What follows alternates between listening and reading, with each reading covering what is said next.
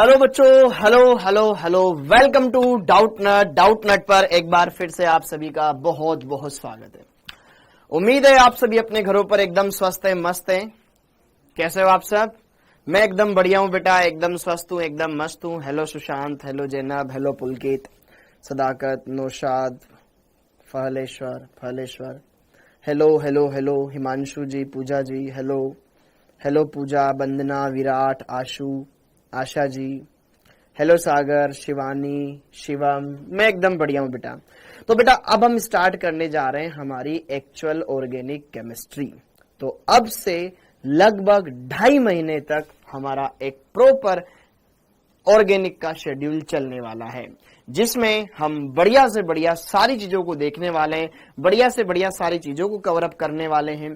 तो आप सबको बहुत ही अच्छे तरीके से ये सारी चीजें समझनी है, बढ़िया से क्लियर करनी है, क्योंकि यही है एक्चुअल ऑर्गेनिक जो हम करने वाले हैं। हाँ जी, तो सबको बढ़िया से अच्छे सारी बातें देखनी है, अच्छे सारी बातें क्लियर करनी है। ओके, हाँ जी। सबसे संबक कौन सा है?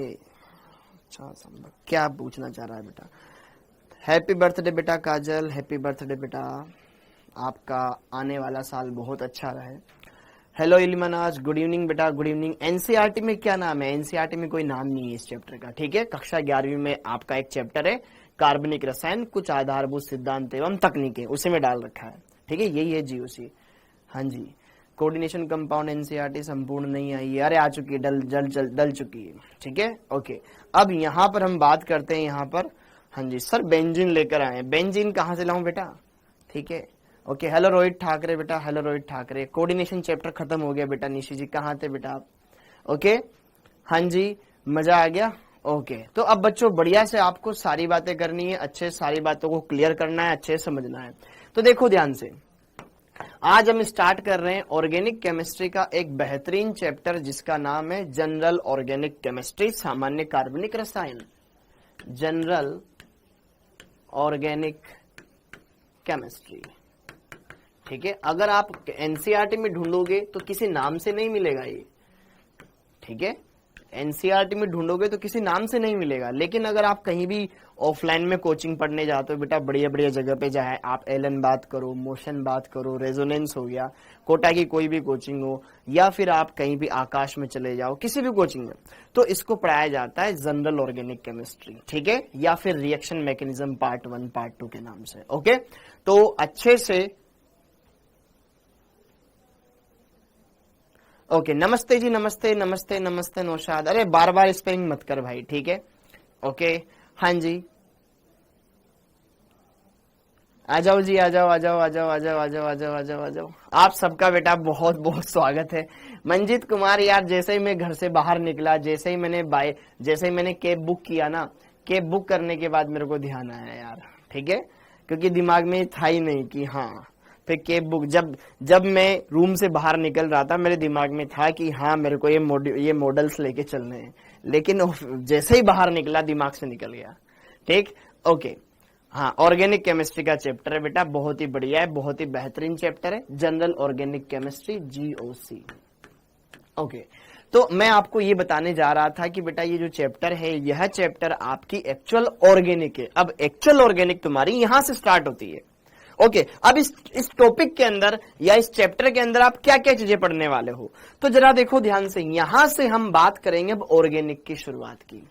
तो यहां पर आप ये पढ़ने वाले हो कि अभिक्रिया क्या होती है, अभिक्रिया के दौरान क्या होता है, बंध विखंडन, बंध कैसे टूटता है, कैसे बंध बनता है, वो सारे प्रोसेस यहां जानोगे।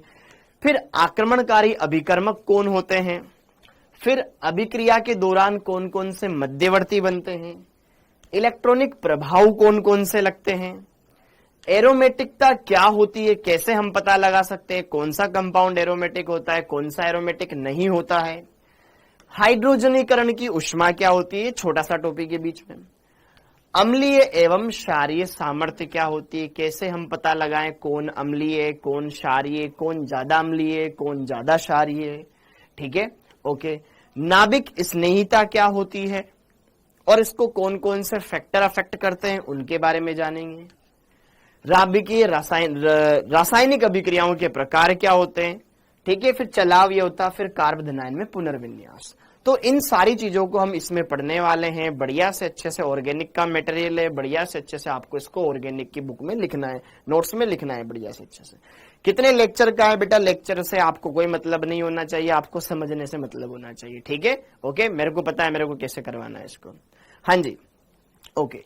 आपके मॉड्यूल में इसके बेटा रिएक्शन मैकेनिज्म के नाम से मिल जाएंगे, ठीक है। ओके, हाँ, अब एकदम बढ़िया से अच्छे से आगे का प्रोग्राम अब स्टार्ट करते हैं।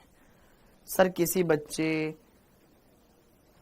नहीं बेटा, डोरुल आलम क्या नाम था, सुसाइड कर लिया आरएमबेज का। कौन है बच्चा ऐसा? ऐसा कौन सा बच्चा है भाई जिसने सुसाइड कर लिया?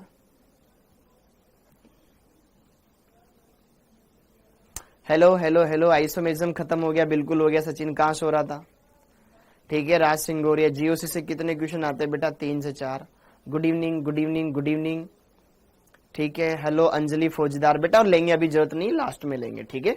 ओके, उसके लिए भी तुम इतना परेशान मत हो, ठीक है। ओके, आ जाओ जी, आ जाओ। तो अब थैंक यू बेटा, thank you thank you thank you. चलो चलो चलो, अब आगे बढ़ते हैं, चलो थोड़ा सा आगे बढ़ते हैं। थोड़ा सा मैं एक बार रिदम में लेके आता हूं चीजों को, और बढ़िया से अच्छे सारी चीजों को कवर अप करवाता हूं। ओके, बढ़िया से थोड़ा सा हम स्टार्ट करते हैं, वरना तुम इधर उधर की बातें कर रहे हो अभी तो। ओके, तो चलिए सबसे पहले हम बात करें इस चैप्टर की, हम शुरुआत करते हैं। सबसे पहले हम बात करेंगे भैया यहाँ पर अभिक्रिया क्या होती है, बंध विखंडन और इसके प्रकार, आक्रमणकारी अभिकर्मक क्या होता है, और अभिक्रिया मध्यवर्ती क्या क्या होते हैं। तो 1 बाय 1 आइए इसकी बात करते हैं, बढ़िया से अच्छे से शुरुआत करते हैं। तो सबसे पहले हम जानेंगे कि भैया रिएक्शन होती क्या है, अभिक्रिया क्या है। तो एक बेसिक इंट्रोडक्शन, अभिक्रिया क्या होती है। तो हमें पता है कि कोई भी रासायनिक अभिक्रिया होती है ना, उस रासायनिक अभिक्रिया में एक होता है क्रियाकारक, एक होता है क्रियाकारक या अभिकारक, ठीक है। एक होता है बेटा, जैसे कि आपने बायोलॉजी में पढ़ा होगा, एक होता है सबस्ट्रेट, एक होता है सबस्ट्रेट, एक होता है सबस्ट्रेट, ठीक है, जिसको बोला जाता है क्रियाधार, क्रियाधार, ठीक है। और एक होता है अभिकर्मक, रिएजेंट, रिएजेंट, ये होता है अभिकर्मक। इनके बीच में अभिक्रिया करवाते हैं। जब हम एक सबस्ट्रेट के ऊपर एक अभिकर्मक की अभिक्रिया करवाते हैं तो यहां पर क्या बनता है? उत्पाद बनता है। यहां पर क्या बनेगा? उत्पाद। लेकिन उत्पाद बनने से पहले बीच में बनते हैं मध्यवर्ती या संक्रमण अवस्था, या संक्रमण अवस्था। फिर फाइनली वहां से हम डिसाइड करते हैं कि प्रोडक्ट क्या बनेगा। ये कंप्लीट प्रोसेस होता है। कोई भी जब रासायनिक अभिक्रिया होती है तो उसमें एक होता है क्रियाधार, क्रियाकारक बोल दो इसको, कुछ भी बोल दो, और जिसकी अभिक्रिया हम कराते हैं किसी अभिकर्मक से। जैसे कि मैंने NaCl डाल रखा, NaCl उसमें मैंने कुछ मात्रा मिला दी HCl की, या फिर कुछ ऐसा कंपाउंड मिला दिया जिसकी मैं अभिक्रिया करवाना चाहता हूं। ओके, जैसे एल्किल हैलाइड है, एल्किल हैलाइड के अंदर मैंने क्या डाल दिया? जल डाल दिया, या फिर मैंने क्या डाल दिया? कुछ और कंपाउंड डाल दिया, ठीक है, कुछ और ही कंपाउंड डाल दिया। मतलब एक क्रियाकारक है, क्रियाधार है, जिसके ऊपर मैं कोई अभिकर्मक इस्तेमाल कर रहा हूं और देख रहा हूं कि क्या बनेगा, ठीक है। तो ऑर्गेनिक में यही कुछ होएगा बेटा। तो एक होता है क्रियाधार जिसके ऊपर यह अभिकर्मक आक्रमण करता है, और यहां पर बीच में कुछ मध्यवर्ती बनाएगा या संक्रमण अवस्था बनाएगा, और फिर उसके आधार पर हम देखेंगे कि उत्पाद क्या बनेगा। तो यह है कंप्लीट प्रोसेस। लेकिन जब हम क्या करते हैं, एक क्रियाकारक की अभिक्रिया किसी अभिकर्मक के साथ करवाते हैं तो हमें तुरंत उत्पाद दिखता है। ये तो बीच का मटेरियल है जो हम अभिक्रिया की क्रियाविधि से पता लगाएंगे। तो रासायनिक अभिक्रिया क्या होती है? रासायनिक अभिक्रिया के अंदर क्या होता है? अभिकर्मक क्रिया का इसमें क्रियाधार पर आक्रमण करता है और कुछ मध्यवर्ती वगैरह बनाता है या संक्रमण अवस्था बनाता है, जो फाइनल फिर प्रोडक्ट में कन्वर्ट होते हैं। एकदम सिंपल सा, एकदम शॉर्ट एंड स्वीट। या फिर आपके लिए आसान कर दूं मैं कि अभिक्रिया के दौरान पुराने बंध टूटते हैं, नए बंध बनते हैं, ठीक है। तो ये वाली चीज भी मैं बता सकता हूं, ठीक है। किसी रासायनिक अभिक्रिया के दौरान, किसी रासायनिक अभिक्रिया के दौरान, थोड़ा सा देख लेते हैं, किसी रासायनिक अभिक्रिया के दौरान पुराने बंध टूटते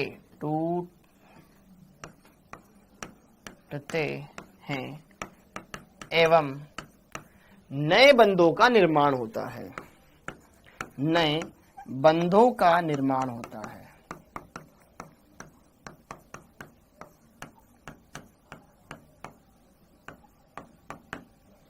आई थिंक हम सबको ये पता है, कोई भी रासायनिक अभिक्रिया होगी तो पुराने बॉन्ड पहले टूटेंगे, फिर नए बॉन्ड बनेंगे और फिर फाइनली कंपाउंड बनेगा। एम आई राइट? जैसे कि अगर मैं बात करूं यहां पर ए बी कि अभिक्रिया जब मैं एक्स वाई के साथ करवाऊंगा तो यहां पे सपोज करो मान लो ए एक्स और बी वाई कंपाउंड बनता है, तो यहां पर तो पहले क्या होगा कि यार इन दोनों के बीच के ये बंध टूटेंगे। ये जो बंध है ए और बी का, एक्स और वाई के, पहले तो ये बॉन्ड ब्रेक हुए, यहां होगा बॉन्ड ब्रेकिंग। यहां पर क्या होगा? बॉन्ड ब्रेकिंग, बंध वियोजन या बंध विदलन।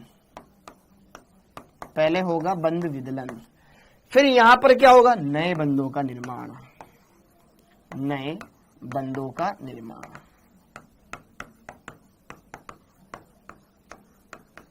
एकदम सिंपल है, एकदम सिंपल है। तो किसी भी रासायनिक अभिक्रिया के अंदर पुराने बंध टूटते हैं, नए बंध बनते हैं। ए और बी के बीच का बॉन्ड टूटा, ए ने एक्स के साथ बॉन्ड बना लिया, बी ने वाई के साथ बॉन्ड बना लिया। चलो ठीक, तू अपने रास्ते में अपने रास्ते, ठीक है। तो ये होता है अभिक्रिया के अंदर प्रक्रम। तो ऐसे मतलब अभिक्रिया के अंदर पुराने बंध टूटेंगे, नए बंध बनेंगे। अब हमें कैसे पता चलेगा कि कैसे बंध टूटता है? हमें कैसे पता चलेगा कि बीच में क्या बनेगा? हमें कैसे पता चलेगा कि कौन सा उत्पाद बन सकता है? वो पता चलता है अभिक्रिया की क्रियाविधि से, रिएक्शन की मैकेनिज्म से। तो किसी भी अभिक्रिया की क्रियाविधि को समझने के लिए आपके पास 4 बातों का ज्ञान होना जरूरी है। किसी भी, एक बात फिर मैं आपसे यहां पूछूंगा, किसी भी अभिक्रिया की क्रियाविधि का अध्ययन निम्न के आधार पर किया जाता है, आधार पर किया जाता है।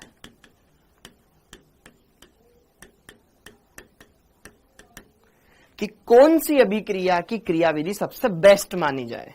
पहली बात, उसमें बंध विखंडन कैसे हो रहा है। सबसे पहले आपको पता होना चाहिए बंध विखंडन कैसे होगा। पहला प्रोसेस, बंध टूटेगा कैसे। दूसरी बात, जब बंध टूटेगा तो कौन से अभिक्रिया के दौरान मध्यवर्ती बनेंगे। अभिक्रिया मध्यवर्ती क्या बनेगा, ये दूसरा टास्क होता है बेटा, एकदम मक्खन समझाऊंगा, है ना। फिर थर्ड वाला होता है, अब मध्यवर्ती बन गया तो अब उस पर आक्रमण कौन करेगा। फूट डालो, राज करो। अब आक्रमण कौन करेगा, आक्रमणकारी अभिकर्मक, उसके बारे में आपको रोल पता होना चाहिए। आक्रमणकारी अभिकर्मक क्या हो कौन कौन हो सकते हैं। और चौथा, इलेक्ट्रॉनिक प्रभाव कौन से वहां पर उत्पन्न हो रहे हैं। इलेक्ट्रॉनिक प्रभाव,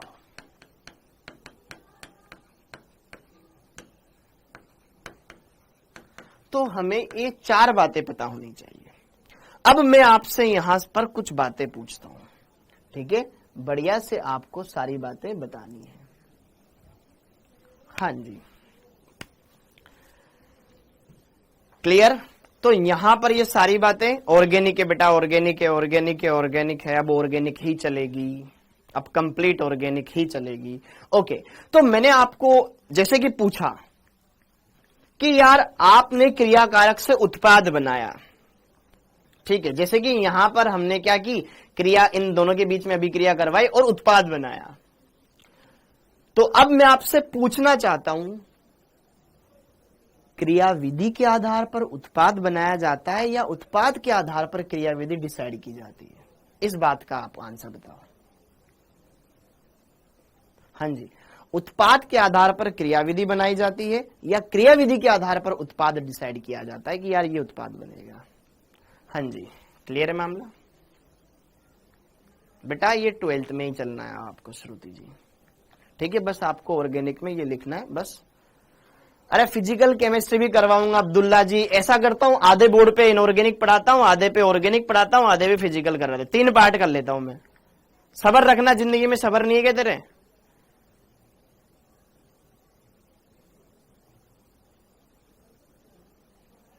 हाँ जी, तो जरा देखो ध्यान से, हम बात कर रहे थे कि यार क्रियाविधि के आधार पर उत्पाद डिसाइड करते हैं या उत्पाद के आधार पर क्रियाविधि डिसाइड करते हैं।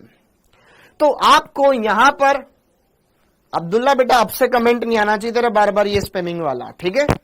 ओके, तो अब यहां पे जरा देखो ध्यान से, मैं आपको ये बताना चाह रहा था कि यार उत्पाद के आधार पर क्रियाविधि डिसाइड करते हैं या क्रियाविधि के आधार पर उत्पाद डिसाइड करते हैं। एक सिंपल सा उदाहरण देता हूं। आपके पास गाड़ी है, गाड़ी में पेट्रोल है, आपको चलाना भी आता है, सब कुछ आता है, आपके ड्राइविंग लाइसेंस, सारे कागजात सब कंप्लीट है। आपसे बोला जाए चले, कहां चले? मंजिल तो बताओ कि कहां चले, बता। आज चलो चलो घूमने चलते हैं यार, कहां चले? आपके पास रास्ता तो बहुत सारा, आपके पास गाड़ी भी, इधर भी चले, ऐसा करते अपन तो यार कोटा से ना उदयपुर चल लेते हैं, नहीं अपन तो कोटा से जयपुर चल लेते, नहीं अपन तो कोटा से ना इधर चल लेते दूसरी जगह पर। कहीं भी जा सकते हो, जब तक आपको ये न बताया जाए कि जाना कहां है। आपको बोला जाए कि जयपुर से दिल्ली जाना है, तो Jaipur starting point, ending point Delhi. तो मुझे ये पता चल गया मुझे यहां से यहां जाना है। अब इसके आधार पर मैं रूट बना लूंगा ना कि यार ऐसा करते अपन इस रूट से होते हुए यहां चलते हैं, या नहीं ये वाला रूट बढ़िया है यहां चलते हैं, यार ये वाला रूट एकदम हाईवे चलते हैं, बीच में कोई ट्रैफिक भी नहीं आता, आराम से पहुंच जाएंगे। तो हम क्या करते हैं, उत्पाद के आधार पर क्रियाविधि डिसाइड करते हैं, जो बेस्ट होती है फिर उसको मान्यता दे दी जाती है। क्या मेरी बात समझ में आ गई? उत्पाद के आधार पर क्रियाविधि दी जाती है, जो सबसे बेस्ट होती है फिर उसको मान्यता मिल जाती है। तो फिर हम यहां पर क्या करते हैं बेटा, उन्हीं को पढ़ेंगे। ओके, तो क्या ये सारी बातें क्लियर हो गई? तो क्रियाविधि के आधार पर उत्पाद नहीं बनाया जाता, उत्पाद के आधार पर क्रियाविधि डिसाइड की जाती है, जो सबसे बेस्ट होता है फिर उसी को यहां पर सारी बातें क्लियर करवाई जाती है। ठीक है, तो यहां पर ये पहला पेज, ये दूसरा पेज हमने पढ़ा। अब सबसे पहले हम बात करेंगे बंध विखंडन क्या होता है, फिर अभिक्रिया के दौरान कौन कौन से मध्यवर्ती बन सकते हैं, फिर आक्रमणकारी अभिकर्मक क्या होते हैं, और फिर देन यहां पर हमारा फोर्थ होगा इलेक्ट्रॉनिक विन्यास, इलेक्ट्रॉनिक प्रभाव। सारे के सारे फैक्टर इंपॉर्टेंट है। ओके, क्लियर है? अब ठीक है, अब यहां पर सारी बातें एकदम स्टार्ट करते हैं। ठीक है, तो यहां पर सबसे पहला फैक्टर है बेटा, यहां पर आपके पास बंध विखंडन। बंध विखंडन, बंध विखंडन, सबसे पहले हेडिंग डाल लो बेटा, बंध विखंडन। बंध विखंडन, एकदम सही आवाज आ रही है मेरी? बंध विखंडन, सबसे पहले हेडिंग डाल लो, बंध विखंडन। बॉन्ड फिजन इसको इंग्लिश में कहा जाता है। तो बंध विखंडन, बंध का टूटना। ठीक है, बंध विखंडन मतलब क्या होता है? बंध का टूटना, बंध का टूटना। और बंध विखंडन बेटा दो प्रकार का होता है। बंध विखंडन दो प्रकार का होता है। इसके प्रकार कितने होते हैं? दो। एक होता है समांश बंध विखंडन, समांश बंध विखंडन। एक होता है आपके विषमांश बंध विखंडन।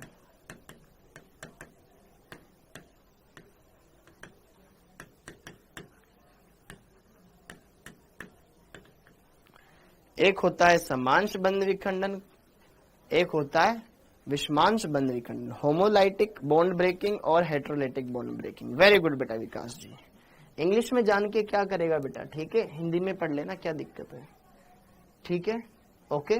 अब जरा देखो ध्यान से, एक होता है समांश, एक होता है विषमांश। इसको बोला जाता है बेटा इंग्लिश में होमोलाइसिस,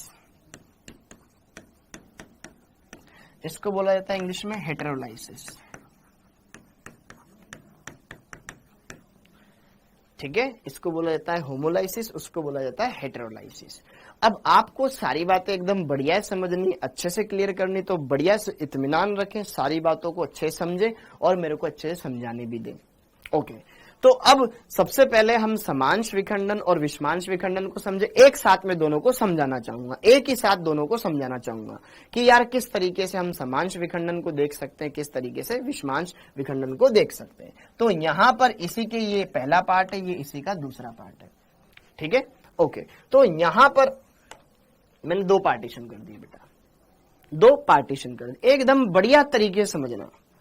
ये है मेरे पास एक कार्बन जो कि 4 बंध बनाता है, इसमें से 3 बंध किसी अन्य परमाणु के साथ बने हुए हमें पता नहीं है, लेकिन यहां पर एक बंध किसी अन्य परमाणु X के साथ बना हुआ है। ये X कोई भी हो सकता है, कार्बन हो सकता है, कार्बन के अलावा ऑक्सीजन हो सकता है, नाइट्रोजन हो सकता है, कोई भी हो सकता है।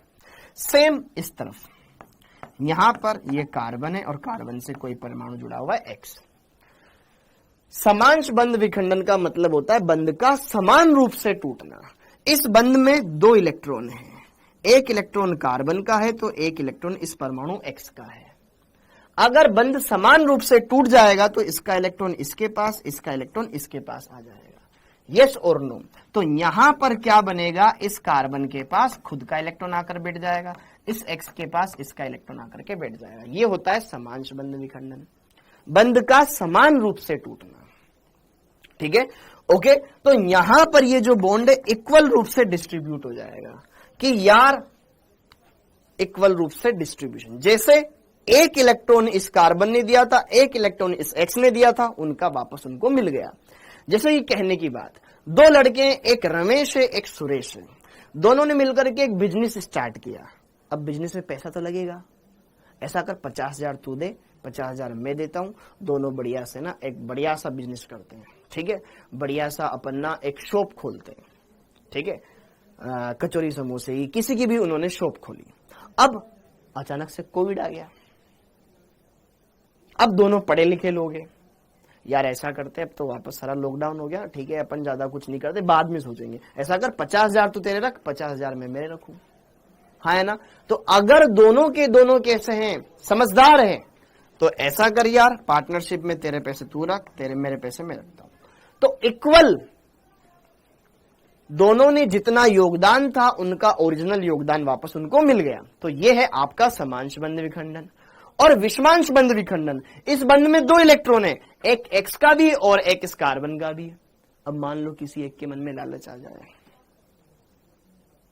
कि यार 50,000 तो मेरे हैं, उसके भी है, कोई एक ही उसमें से लेके चला जाए। जैसे कि सुरेश के मन में लालच आ जाए, मेरे तो है ही सही, 50,000 उसके लेके चलो, अलग हो जाते हैं, 1 लाख रुपए, कुछ नया धंधा करेंगे, चलते हैं दूसरे शहर में घूमने चलते हैं।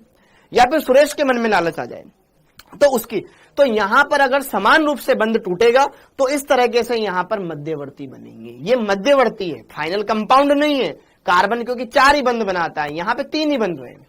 अब यहां पे जरा देखो विषमांश बंध विखंडन में क्या हो सकता है यार, विषमांश बंध विखंडन में 2 केस हो सकते हैं।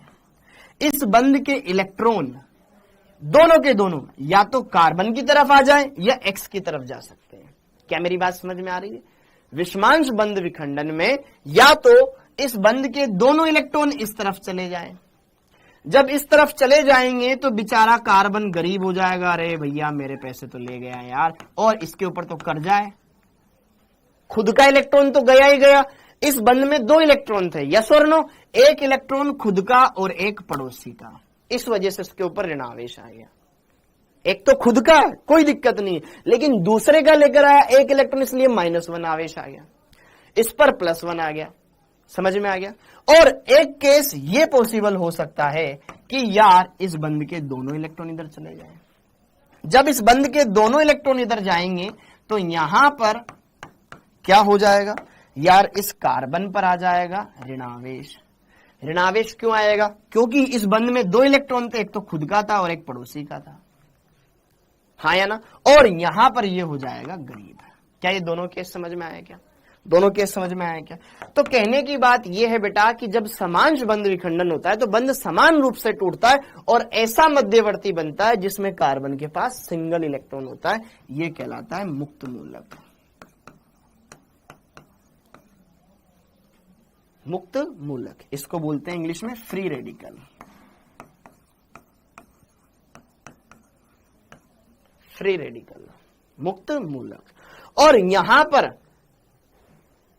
पर जरा देखो ध्यान से, अगर इस बंध के दोनों इलेक्ट्रॉन ये एक्स खींच ले तो कार्बन पर धनावेश आ जाएगा, तो इस मध्यवर्ती को बोलते हैं कार्ब धनायन। क्या बोलते हैं? कार्ब धनायन। कार्ब धनायन, कार्ब धनायन, इंग्लिश में बोलते हैं कार्बोकेटायन। कार्बोकेटायन, कार्बोकेटायन, समझ में आया? और यहां पर इस एक्स कार्ब, अब मान लो कार्बन की विद्युत ऋणता ज्यादा हो तो कार्बन खींच लेगा, तो यहां पर बन जाएगा कार्ब ऋणायन। कार्बन पे ऋणावेश, कार्ब ऋणायन। इसको अंग्रेजी में बोला जाता है कार्बनायन। ओके, तो इतना बात समझ में आया। अगर बंध समान रूप से टूटेगा तो मुक्त मूलक बनता है, और अगर असमान रूप से टूटता है, विषमांश बंध विखंडन होता है, तो कार्ब धनायन और कार्ब ऋणायन बनते हैं। ये बात समझ में आई? समझ में आया? जो मैंने बोला एकदम सारी बातें समझ में आई क्या? जितना मैंने बोला उतना समझ में आया क्या? इसको फटाफट से नोट करो। पहले हम समांश के बारे में पढ़ेंगे, फिर विषमांश के बारे में पढ़ेंगे। थोड़ा थोड़ा कुछ पॉइंट्स मेरे को बताने अपनी तरफ से। हाँ जी, क्लियर है क्या माजरा? ओके, तो बच्चों इतना हमने देखा। अब समांश बंध विखंडन में कुछ बातें, छोटी छोटी बातें जो आपको ध्यान होनी चाहिए। ओके, तो हमने ये मेन फीचर तो देख लिया, लेकिन कुछ छोटे छोटे पॉइंट, जैसे कि समांश बंध विखंडन,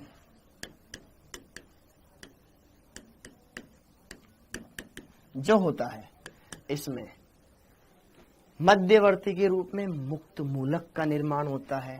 लिखते जाओ, मध्यवर्ती के रूप में, मध्यवर्ती के रूप में मुक्त मूलक, मुक्त मूलक बनता है।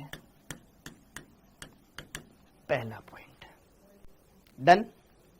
ओके सर, हमें कैसे पता चलेगा कि यहां पर समांश विखंडन ही होगा? ये तो बताओ। कुछ कंडीशन दे रखी होगी।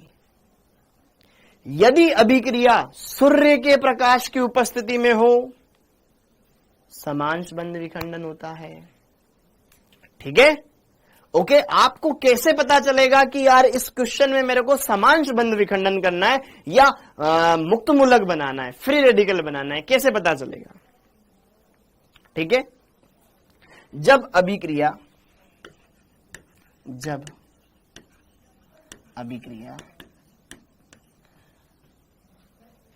हेल्पर HELPR, जब अभिक्रिया हेल्पर HELPR, हेल्पर की उपस्थिति में होती है तो समांश बंध विखंडन होता है। बंध विखंडन होता है। अब हेल्पर का मतलब,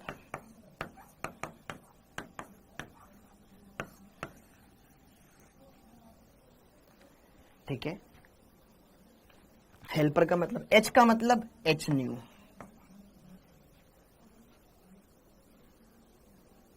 ठीक है, E का मतलब इलेक्ट्रिसिटी,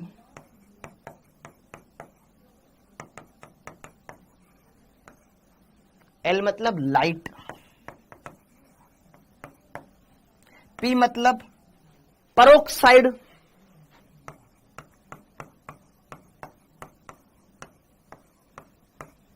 और R मतलब अदर रेडिकल। R मतलब रेडिकल, रेडिकल मतलब फ्री रेडिकल। ठीक है, अन्य फ्री रेडिकल की उपस्थिति में,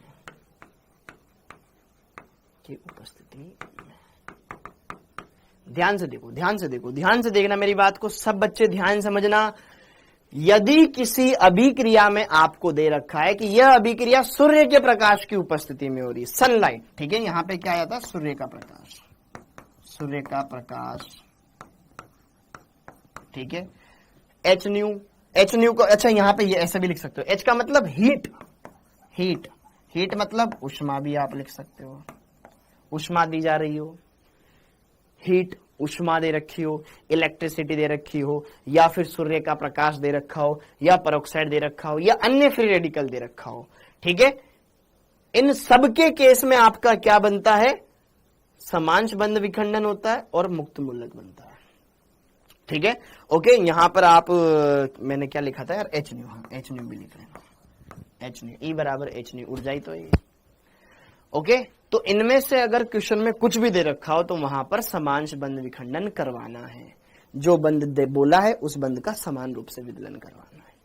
कब, जब अभिक्रिया में उष्मा दे रखी हो, इलेक्ट्रिसिटी दे रखी हो, या फिर लाइट दे रखी हो, सनलाइट, सूर्य के प्रकाश की उपस्थिति में, पेरोक्साइड दे रखा हो, कोई पेरोक्साइड दे रखा है, ठीक है, जैसे H2O2 हाइड्रोजन पेरोक्साइड होता है बेटा वैसे, ठीक है, अन्य मुक्त मूलक दे रखा हो, जैसे कि एक मुक्त मूलक बन चुका है, अब उसकी उपस्थिति में क्या वापस से ही मुक्त मूलक बनेगा, यस वापस से ही मुक्त मूलक बनेगा, तो ये हमने देखा। तो मध्यवर्त समांश बंध विखंडन में मुक्त मूलक बनता है, और समांश बंध विखंडन कब हो सकता है, सनलाइट की प्रेजेंस में हो सकता है, सर हीट की प्रेजेंस में हो सकता है, सर पेरोक्साइड की प्रेजेंस में हो सकता है, सर अन्य मुक्त मूलक की उपस्थिति में हो सकता है, तो वहां पर क्या होगा, समांश बंध विखंडन में होगा और मुक्त मूलक बनेगा। क्या मेरी बात समझ में आ रही है, क्या मेरी बात समझ में आ रही है, क्लियर है? ओके, तो ये 2 पॉइंट आपको एकदम क्लियर हो जाने चाहिए, ठीक, डन डना डन डन। अब अगला विषमांश बंध विखंडन, विषमांश बंध विखंडन,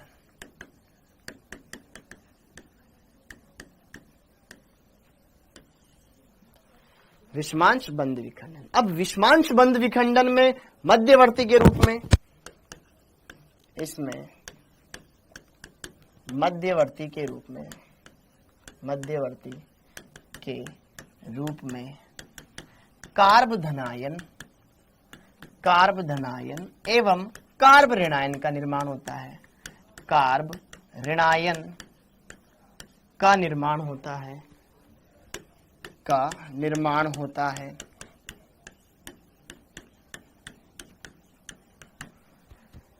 इनमें क्या बनता है, कार्ब धनायन या कार्ब ऋणायन बनता है। अब यहां पर यह प्रोसेस लो टेम्परेचर पे भी हो सकता है, ठीक है, इसके लिए कोई सनलाइट वगैरह अंधेरे में भी ये करवा सकते हैं, ठीक है।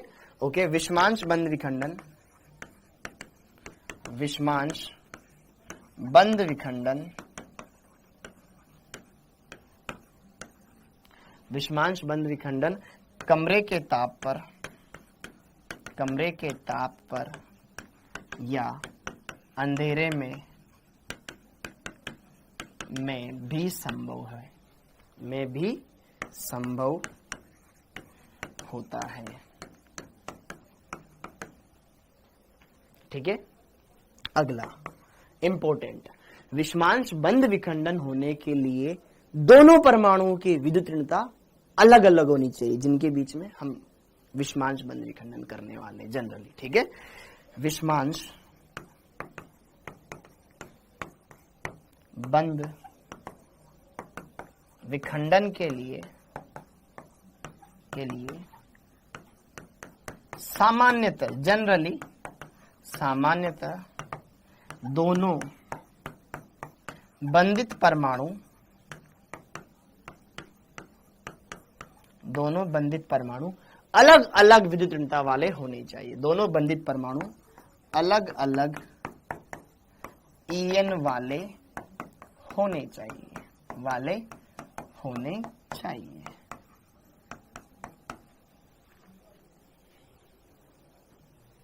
हाँ जी, एक बार इसको समझ ले जरा, ये पता नहीं कौन से इतने बड़े बड़े मैसेज इनको लिखने की आ रही है अभी।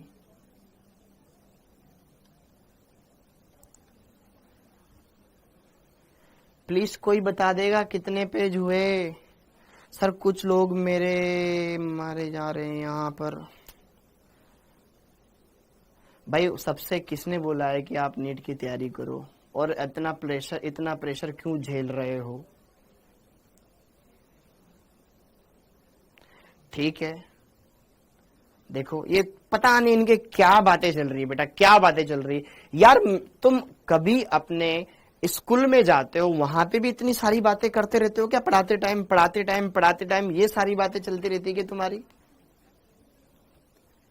तो यहाँ पे जब आए हो तो पढ़ने आओ, इधर फालतू का ज्ञान बांटने मत आओ।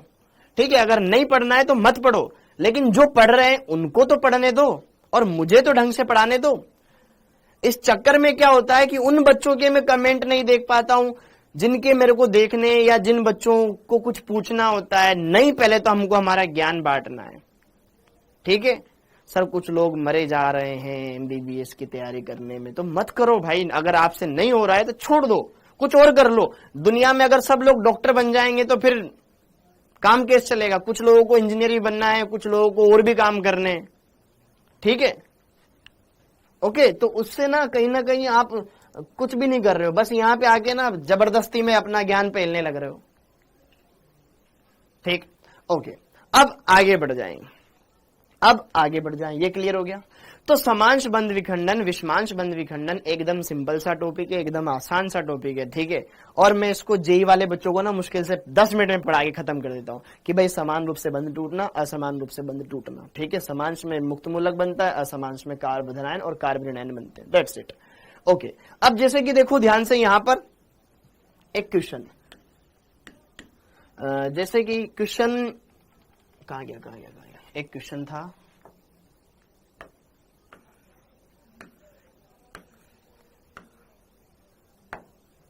हाँ, जैसे कि अगर हम बात करें इस क्वेश्चन के अंदर, समविदलन होने पर क्वेश्चन वाला क्या बोल रहा है कि समान रूप से विदलन करवाना है। आपको एक बॉन्ड बता, समविदलन होने पर CH3 CH2 Cl देता है। क्या देता है देखते ही पता चल जाएगा कि यार अगर हमें इस बंध का समांश विदलन करवाना है तो इस बंध में 2 इलेक्ट्रॉन है, इसका 1 इलेक्ट्रॉन इसके पास, इसका इलेक्ट्रॉन इसके पास, तो यहाँ पे डॉट आ गया, यहाँ पे डॉट आ गया। क्या ऑप्शन नंबर 1 हो जाएगा? मुक्त मूलक बन जाएगा। जबकि ऐसा तो नहीं होगा ना, यहाँ ऋणायन आ जाए, एक पे मुक्त मूलक आ जाए। नहीं सर, दोनों पे मुक्त मूलक आता है। धनायन आ जाए, ऋणायन आ जाए, नहीं बनेगा। ठीक है, धनायन ऋणायन धनायन नहीं बनेगा। ठीक है, क्या बनेगा? सिर्फ मुक्त मूलक बनेगा। ठीक है, ओके, बाकी अभी आगे करेंगे। हाँ जी, इतना क्लियर है? अब फ्लो बनाने दो, फ्लो मत बिगाड़ो थोड़ा सा। ओके, अब तो हमने ये देखा बेटा कि समांश बंध विखंडन क्या होता है, हमने बंध तोड़ना सीख लिया। बंध 2 तरीके से टूट सकता है। अब आता है बंध टूटने के बाद क्या क्या बनता है, अभिक्रिया, मध्यवर्ती। ठीक है, अब आते हैं हमारे दूसरे पहलू पर, अभिक्रिया मध्यवर्ती। तो क्वेश्चन अब हो ही गया, अभिक्रिया मध्यवर्ती।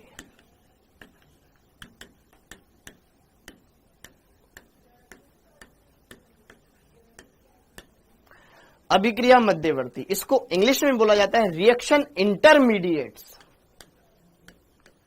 Reaction intermediates.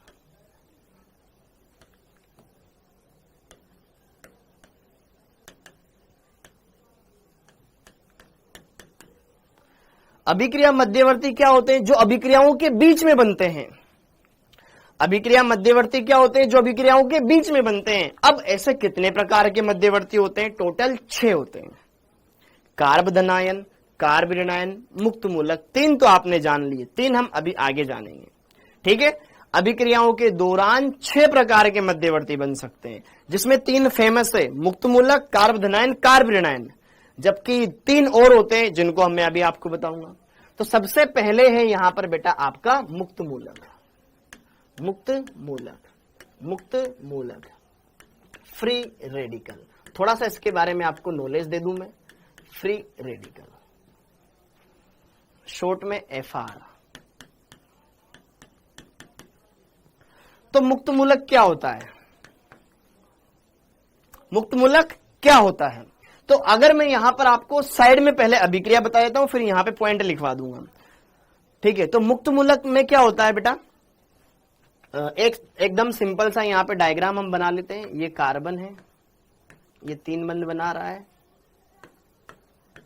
और एक इसके पास एक सिंगल इलेक्ट्रॉन होता है जो कि क्या होता है, इस तरीके से इसके कक्षक में होता है।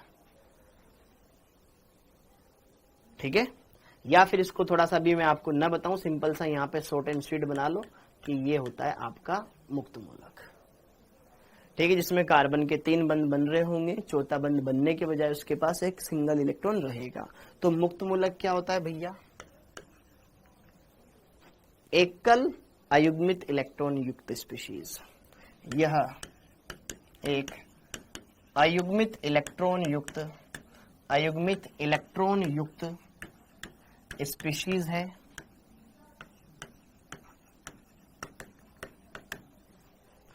या नहीं है? जस्ट एक इलेक्ट्रॉन है इसके पास, एकल अयुग्मित इलेक्ट्रॉन युक्त स्पीशीज है।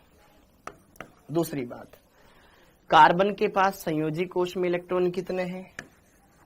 कुल संयोजी इलेक्ट्रॉन, कुल संयोजी इलेक्ट्रॉन। यहां पे यह कार्बन इधर 2 इलेक्ट्रॉन इसमें, 2 इसमें, 2 इसमें और 1 इलेक्ट्रॉन, ये टोटल कार्बन के पास 7 ही इलेक्ट्रॉन है। 2 इस बंध में, 2 इसमें, 2 इसमें और 1 ये, टोटल यहां पर 7 वैलेंस इलेक्ट्रॉन है। ठीक है, जिसमें से 7, जिसमें से 6, जिसमें सॉरी 6, 1 2 3, एक बंध में 2 इलेक्ट्रॉन है, 6 बंधित इलेक्ट्रॉन होते हैं इसमें, प्लस 1 अबंधित इलेक्ट्रॉन होता है। 7 इलेक्ट्रॉन है, अष्टक अपूर्ण है।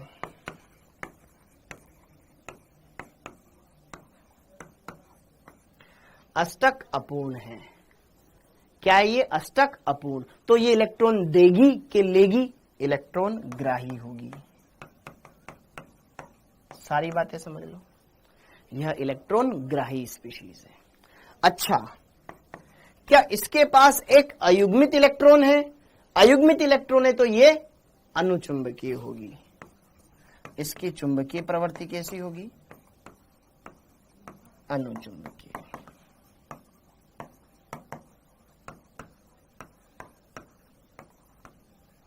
अनुचुंबकीय होगी। क्या मेरी ये बातें समझ पा रहे हो? फ्री रेडिकल के अंदर ये चीजें पाई जाती है। टोटल 7 इलेक्ट्रॉन होते हैं, जिसमें से एक अयुग्मित होता है या एक बंधित होता है, बाकी 6 बंधित होते हैं 3 बंधों में। ठीक है, अष्टक अपूर्ण होता है क्योंकि 7 ही इलेक्ट्रॉन है, इसलिए ये इलेक्ट्रॉन ग्रहण करेगी। ठीक है, चुंबकीय प्रकृति, अनुचुंबकीय। क्यों? क्योंकि एक अयुग्मित इलेक्ट्रॉन इसमें पाया जा रहा है। अगली बात, इसका संकरण क्या होता है? ठीक है, सारे पॉइंट क्लियर है बेटा? अगला है संकरण।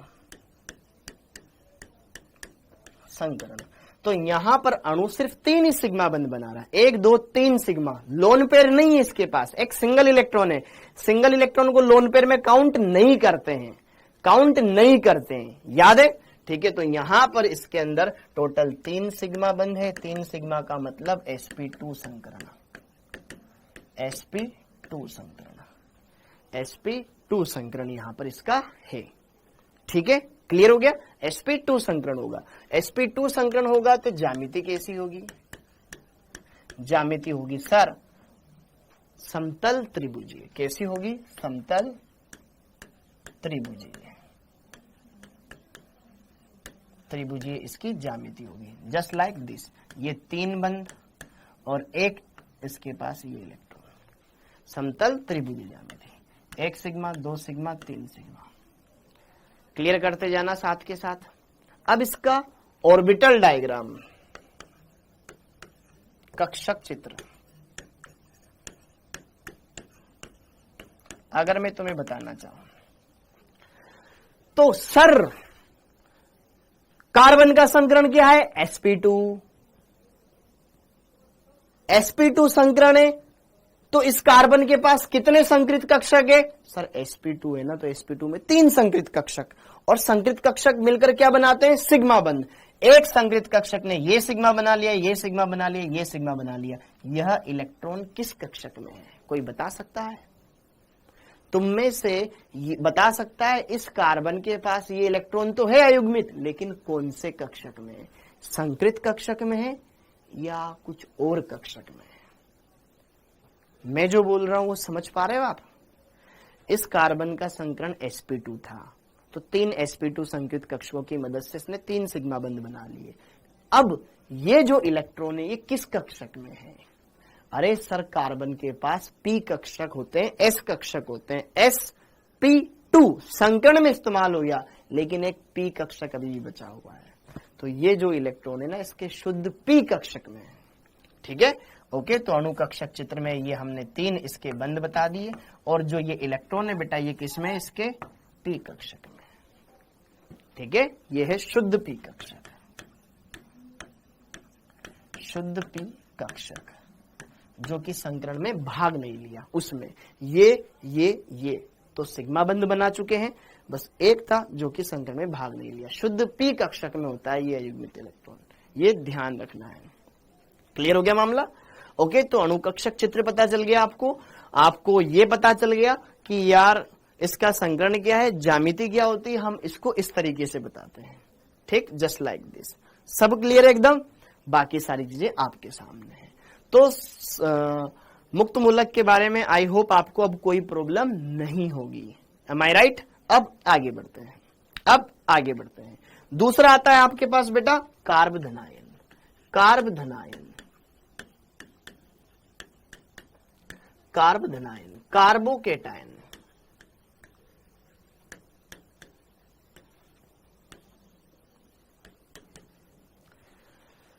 कार्बधनायन कैसे बनता है?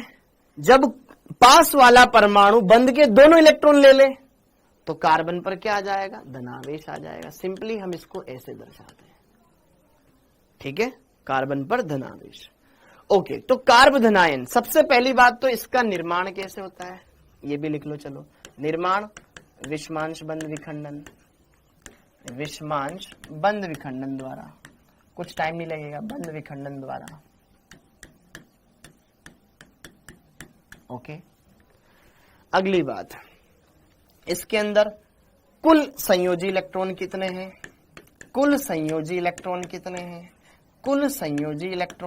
हैं? सर, इस बंध के 2 इलेक्ट्रॉन, इस बंध के 2 इलेक्ट्रॉन, इस बंध के 2 इलेक्ट्रॉन, आगे वाले बंध को तो पूरा ही ले गया पास वाला, तो टोटल 6 इलेक्ट्रॉन है। और 6 के 6 बंधित हैं, अबंधित कोई भी नहीं है इसके पास। तो 6 बॉन्डेड इलेक्ट्रॉन इसके पास होते हैं। अच्छा, तो अब यहां पर हमें यह पता चल गया अष्टक अपूर्ण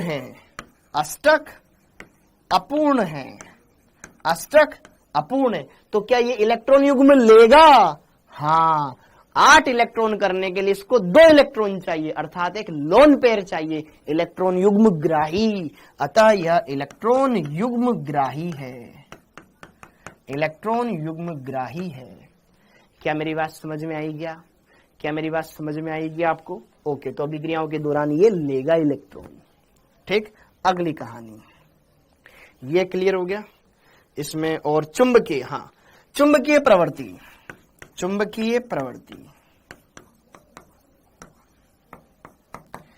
इसके पास 6 के 6 इलेक्ट्रॉन बंधित है, अबंधित है नहीं, कोई फ्री इलेक्ट्रॉन है नहीं, कोई एक्स्ट्रा इलेक्ट्रॉन है नहीं। तो ये कैसा होगा? प्रतिचुंबकीय, डायामैग्नेटिक, प्रतिचुंबकीय। क्या मेरी बात समझ में आ रही है? अगली कहानी, इसका संकरण बता सकते हैं आप? सर 3 ही सिग्मा बंध बना रहा है, 3 सिग्मा में संकरण होता है sp2, 3 सिग्मा बंध बनाता है ये, 3 सिग्मा में sp2 संकरण होता है, और sp2 संकरण के साथ साथ बंध कोण भी लिख सकते हैं 120 डिग्री का। क्या मेरी बात क्लियर है सबको? तो ज्यामिति भी क्या होगी बेटा इसकी? ज्यामिति कैसी होगी इसकी? ज्यामिति होगी सर समतल त्रिभुजीय। ठीक है, तो यहां पर अगर हम इसकी ज्योमेट्री बताना चाहें तो ये ऐसी होगी, और इसका ये एक कक्षक खाली है, धनावेश इस पर। समझ में आएगी मेरी बात? क्या ये बात क्लियर है बेटा? तो यहां पर पहले एक इलेक्ट्रॉन था, अब नहीं, वो खाली है भैया, क्योंकि 3 सिग्मा है, तो 3 sp2 संकृत कक्षकों से 3 सिग्मा बन गए, तो वो एक p कक्षक तो बचा ही रहा। ठीक है, तो ये इसकी ज्यामिति हो जाएगी बेटा इस तरीके से।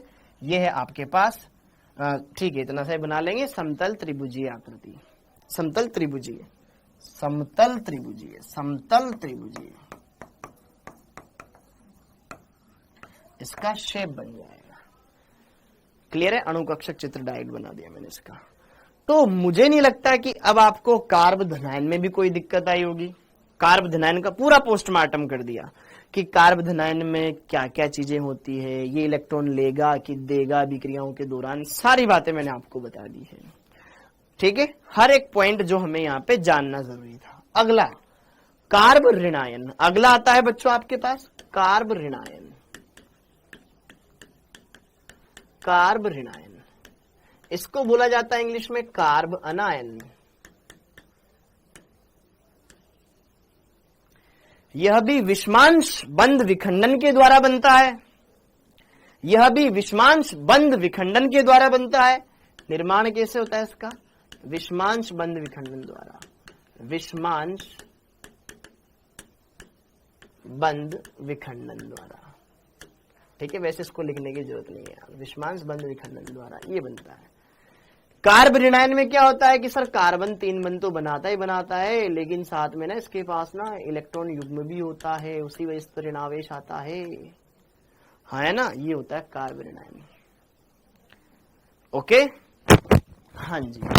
तो यहां पर अगर मैं बात करूं बेटा, इसके पास कुल संयोजी इलेक्ट्रॉन, कुल संयोजी इलेक्ट्रॉन कितने हैं? तो आप डायग्राम में देख के बताओ, छोटा सा मैंने बना रखा है। 2 इलेक्ट्रॉन इस बंध में, 2 इसमें, 2 इसमें और 2 ये, तो टोटल 8 इलेक्ट्रॉन हैं, जिसमें से 6 तो बंधित हैं और 2 अबंधित इलेक्ट्रॉन हैं। क्या मेरी बात समझ में आ रही है? ओके, अच्छा, ये अष्टक पूर्ण है और फिर इलेक्ट्रॉन युग्म भी रखता है, तो ये इलेक्ट्रॉन दाता होगा। हाँ जी, ये कहानी खत्म। अगला, ठीक है, अष्टक पूर्ण होगा, अष्टक पूर्ण है, ठीक है, एवं इलेक्ट्रॉन युग्म भी रखता है, इलेक्ट्रॉन युग्म युक्त है, तो ये क्या होगा? इलेक्ट्रॉन युग्म दाता होगा। ये इलेक्ट्रॉन युग्म देने की कोशिश करेगा। ध्यान से देखो, कार्बन ने, देखो यहां पर अगर मान लो मेरे पास ये कोई कंपाउंड है जिसमें कार्बन जेड से जुड़ा हुआ है। अब बेटा इस बंध के दोनों इलेक्ट्रॉन, जब दोनों इलेक्ट्रॉन इस पर आ जाएंगे तो यहां पर क्या हुआ? कार्बन के ऊपर ऋणावेश आ गया। भाई एक इलेक्ट्रॉन तो खुद का, लेकिन दूसरे का भी तो लेके आया। तो मतलब जब ऋणावेश आता है, तो जब किसी के भी ऊपर ऋणावेश हो, इसका मतलब उसके पास इलेक्ट्रॉन युग्म है, एक इलेक्ट्रॉन जिसमें खुद का है और एक दूसरे का है। क्या मेरी बात समझ में आ रही है आपको यहां पर? तो यहां पर यह क्या होता है? इलेक्ट्रॉन युग्म दाता होता है। सर दाता क्यों होना चाहिए? सर इसका तो अष्टक पूरा है, अगर इलेक्ट्रॉन दे देगा तो अष्टक घट जाएगा। नहीं घटेगा। जैसे कि देखो ध्यान से, यहां पर ये कार्बन है, अगर मान लो इसके पास कोई गरीब आदमी आ गया तो ये इसको इलेक्ट्रॉन दान करेगा, जिससे क्या होगा? दोनों के बीच में एक बंध बन जाएगा। देखो अष्टक पूरा ही है ना, ठीक है। तो इसके ऋणावेश को खत्म करके ये बंध बनाने की कोशिश करेगा, ठीक है। तो इस वजह से ये इलेक्ट्रॉन युग्म दाता होता है। तो कार्ब ऋणायन इलेक्ट्रॉन पेयर डोनर होता है। ये बात समझ में आई? अगली कहानी, हाँ जी, इलेक्ट्रॉन युग्म दाता है। अच्छा, चुंबकीय प्रवृत्ति, चुंबकीय प्रवृत्ति, चुंबकीय प्रवृत्ति, ठीक है। सर इसके पास ये हटा लेना, इसके पास जितने भी इलेक्ट्रॉन है सारे के सारे युग्म के रूप में। सर देखो बंध में, बंध में, बंध में, और ये भी तो एक जोड़ा ही है, ठीक है। इसमें कोई भी अयुग्मित इलेक्ट्रॉन नहीं है। तो चुंबकीय कैसा होगा? ये प्रतिचुंबकीय होगा, ठीक है। अगर हम बात करें इसके संकरण की, संकरण की, तो इसके पास 3 सिग्मा बंध है और एक लोन पेयर है ना। ऋणावेश को भी हम एक लोन पेयर मानेंगे, क्योंकि ये ऋणावेश तभी तो आ रहा है जब कार्बन के पास खुद का इलेक्ट्रॉन भी और एक पड़ोसी का भी है, तो लोन पेयर आ जाएगा। तो 3 सिग्मा, एक लोन पेयर, टोटल 4 में संकरण हो जाएगा sp3 संकरण, और ज्यामिति इसकी क्या हो जाएगी एक लोन पेयर की वजह से, पिरामिडीय। यस और नो, पिरामिडीय। अब संरचना कैसी हो जाएगी इसकी, पिरामिडीय। क्लियर है? जैसे कि देखो ध्यान से, यह जो कार्बन है, अब आप यहां पे मुझे एक बात बताना बेटा, इस कार्बन के पास 1 सिग्मा 2 सिग्मा 3 सिग्मा और यह इलेक्ट्रॉन युग्म किसी कक्षक में है, तो हमने संकरण कैसे निकाला, 3 सिग्मा और एक लोन पेयर, मतलब यह सिग्मा यह सिग्मा यह सिग्मा और यह लोन पेयर वाला कक्षक चारों के चारों संकरण में पार्टिसिपेट कर रहे हैं और sp3 संकरण यहां पर निकल के आ रहा है। तो इसका मतलब यहां पर ये जो कार्बन है ये 3 सिग्मा तो बना रहा है, लेकिन चौथा वाला जो लोन पेयर वाला कक्षक है ये कौन सा कक्षक है, यह कक्षक के लोन पेयर संकरण में भाग लिए थे। तो ये जो कक्षक है ये भी एक संकृत कक्षक है, ये आपके पास sp3 संकृत कक्षक है।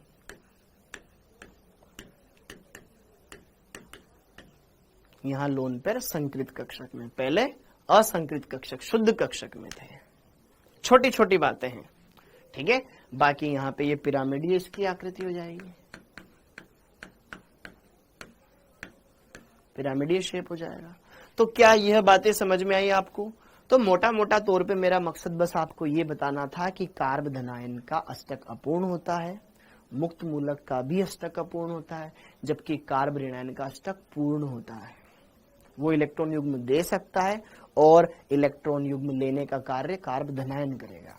तो किसको इलेक्ट्रॉनों की जरूरत है, ठीक है, इलेक्ट्रॉन लेने का कार्य मुक्त मूलक भी करेगा। क्या मेरी बात समझ में आ गई आपको? आपको इनके संकरण पता चल गए। अगर कार्ब धनायन है तो sp2 संकरण, मुक्त मूलक है तो भी sp2 संकरण, पर एक अयुग्मित इलेक्ट्रॉन होता है उसमें। और कार्ब ऋणायन में क्या होता है, एक लोन पेयर होता है, 3 सिग्मा बंध होते हैं। उस तरीके से आप उनको समझ सकते हैं। तो मुद्दा यहां पर ये था इन तीनों के पीछे। ये तीनों ज्योमेट्रीज आपको ढंग से समझ में आ जानी चाहिए, ये तीनों की तीनों संरचनाएं आपको ढंग से समझ में आ जानी चाहिए कि कार्ब ये मुक्त मूलक, ठीक है, ये आपके पास कार्ब धनायन, ठीक है, और यहां पर अगर हम बात करें कार्ब ऋणायन, इस तरीके से इस पे ऋणावेश लगा लेना, ठीक है, क्योंकि एक्स्ट्रा इलेक्ट्रॉन है ना इसके पास, ठीक है। तो इस तरीके से यहां पर इन तीनों की ज्योमेट्री होती है। अष्टक अपूर्ण, इनका इसका अष्टक पूर्ण होता है, बाकी दोनों का अष्टक अपूर्ण होता है। तो ये एक बेसिक बात मैंने आपको बताई। अब अगली, इन 3 के अलावा 3 और होते हैं, जिसमें से अब देखो डी कार्बिन, कार्बिन, ठीक है। ये आप एक चैप्टर है एल्डिहाइड कीटोन वाला, उसमें एक एल्कोहल फिनोल ईथर वाला, उसमें एक अभिक्रिया पढ़ते हो आप, राइमर टीमान अभिक्रिया। तो राइमर टीमान अभिक्रिया के अंदर ये बनता है कार्बिन, ठीक है, कार्बिन मध्यवर्ती, ठीक है, कार्बिन मध्यवर्ती, इंटरमीडिएट।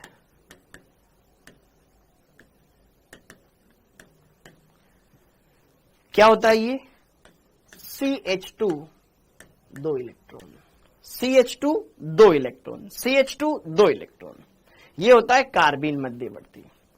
पहली बात तो आवेश उदासीन है, मुक्त मूलक, अच्छा ये पॉइंट भी देख लेना यार, वरना फिर कोई बच्चा ये सोचे मुक्त मूलक भी उदासीन है, इस पे कोई आवेश नहीं है, खुद का ही इलेक्ट्रॉन है उसके पास, ठीक है। मुक्त मूलक उदासीन होता है, ठीक है, ये उदासीन होता है, ठीक है, यह एकल इलेक्ट्रॉन युक्त उदासीन स्पीशीज है, यहां लिख लो उदासीन, खत्म हो जाएगा।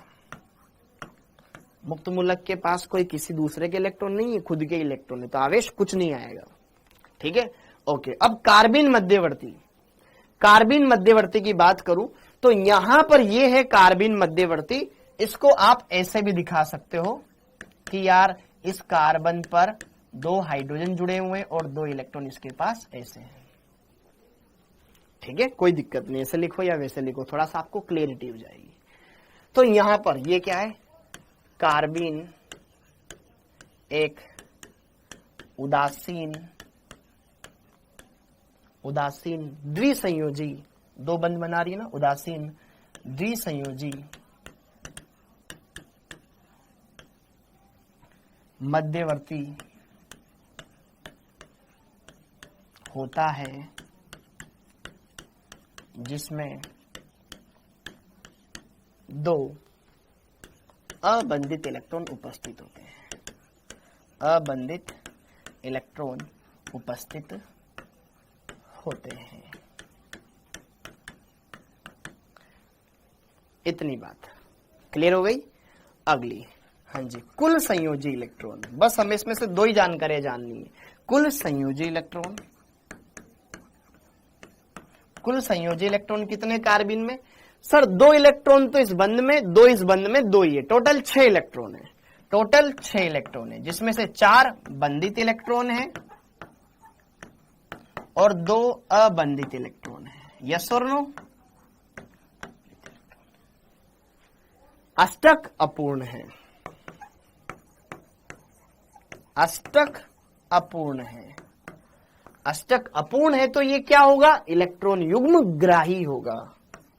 इलेक्ट्रॉन युग्म ग्राही होगा। ये बात हमने क्लियर कर ली।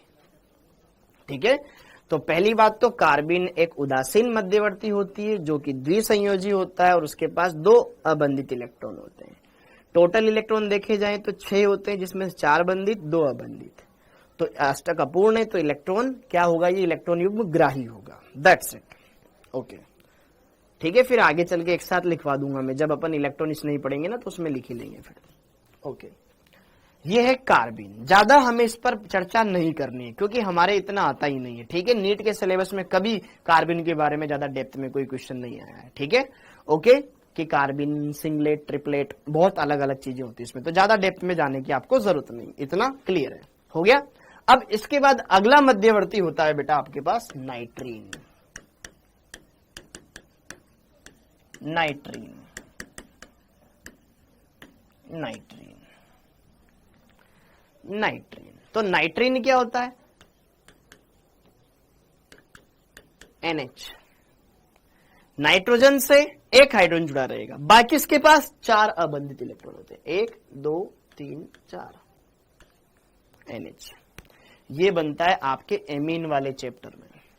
एमीन वाले चैप्टर में आप पढ़ते हो होफमैन ब्रोमेमाइड अभिक्रिया, कर्टियस अभिक्रिया, कुछ अभिक्रिया आप नहीं पढ़ते, लोशेन अभिक्रिया, श्मिट अभिक्रिया, उनमें ये बनता है। ठीक है, तो वहां पर ये बनता है, तो इसको भी लिख लेते हैं। यह भी एक उदासीन है, एकल संयोजी नाइट्रोजन युक्त मध्यवर्ती है। यह उदासीन एकल संयोजी नाइट्रोजन युक्त एकल संयोजी उदासीन मध्यवर्ती है। उदासीन मध्यवर्ती है। ठीक है, कुल संयोजी इलेक्ट्रॉन देख लो। कुल संयोजी इलेक्ट्रॉन 2 इस बंध में, 2 ये, टोटल 6, जिसमें से 2 बंधित इलेक्ट्रॉन प्लस 4 अबंधित इलेक्ट्रॉन होते हैं बच्चों। एकदम सिंपल है, वेरी गुड। ठीक है, ओके। देन इसके बाद इसका भी अष्टक अपूर्ण होता है। अष्टक अपूर्ण होता है तो यह भी क्या करेगा? इलेक्ट्रॉन युग्म लेगा। इलेक्ट्रॉन युग्म लेगा। इलेक्ट्रॉन युग्म अष्टक अपूर्ण है तो ये क्या होगा? इलेक्ट्रॉन युग्म ग्राही होगा।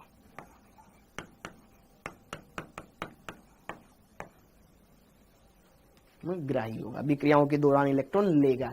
ठीक है, ये हो गया हमारा नाइट्रीन। ये हो गया हमारा नाइट्रीन। एक लास्ट बचा हुआ है बेंजाइन, उसको भी देखेंगे। फटाफट इसको नोट डाउन करो। एकदम सिंपल है, डोंट पैनिक, इट्स ऑर्गेनिक। सब सिंपल है बेटा ऑर्गेनिक में। ऑर्गेनिक में सब आसान है, बस आप सिस्टेमेटिक वे में पढ़ते चले जाओ। क्लियर है? अगला है बेंजाइन, लास्ट बेंजाइन। ये बेंजीन नहीं है ना, बेंजिल है, यह है बेंजाइन। बेंजाइन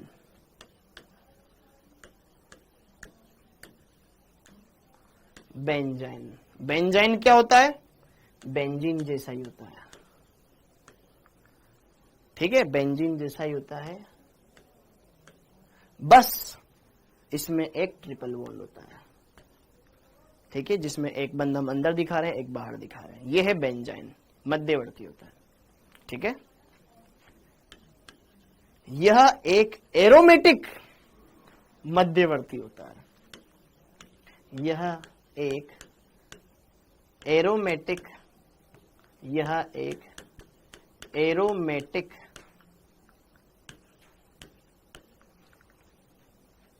sp2, यह एक एरोमेटिक मध्यवर्ती होता है, इतना लिख लो, मध्यवर्ती होता है। पहली बात तो अब अगर मैं आपसे इसमें पूछूं, ठीक है, यह एक एरोमेटिक मध्यवर्ती है, अब मैं आपसे इसमें पूछना चाह रहा हूं, देखो तुम्हारे लिए थोड़ी बड़ी संरचना बनाया था इसकी। यहां पे एक ट्रिपल बॉन्ड होता है, यहां पे दो सिंगल बॉन्ड होते हैं, यहां पे दो डबल बॉन्ड होते हैं इधर, ठीक है। अब यहां पे अगर मैं देखूं एक हाइड्रोजन आ जाएगा, यहां पे देखूं एक हाइड्रोजन आ जाएगा, यहां एक हाइड्रोजन आ जाएगा, यहां एक हाइड्रोजन आ जाएगा। इस कार्बन के भी 4 बंद, इसके भी 4 बंद, ठीक है। आपके लिए क्वेश्चन, अभी डायग्राम नहीं बनाना है। हाँ जी, क्या आप मुझे बता सकते हैं बेंजाइन में सभी कार्बन का संकरण क्या होगा?